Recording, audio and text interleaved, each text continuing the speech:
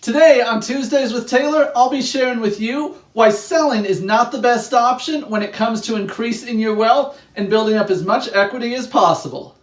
It's not uncommon to think that the best way to build up wealth and equity is to buy a less expensive property, pay it off for a couple years, and then with the equity you've built up, sell it, buy a more expensive property, and then continue the cycle over and over again. And while that will land you in a more expensive house, and a long time down the road, it could lead to more wealth, the way to really gain wealth is to hold properties for as long as possible. And here's how that would look. In a normal situation, what you see most people do is sell their current home and use the proceeds for a down payment on a bigger, better home. And that's great, it's exciting, but the reality is all you've done is taken the equity from one home and put it into another. Your house is more expensive, but you haven't actually increased your net worth.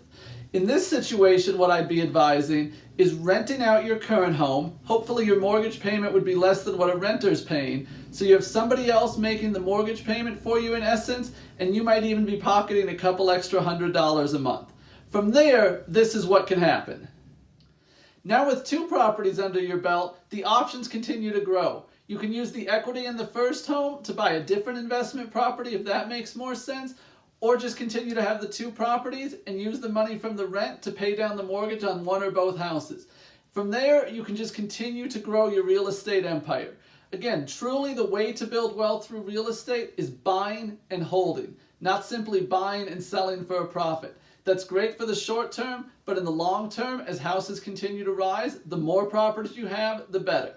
Thanks so much for watching. Let me know what you thought in the comments below, and I'll see you all next week.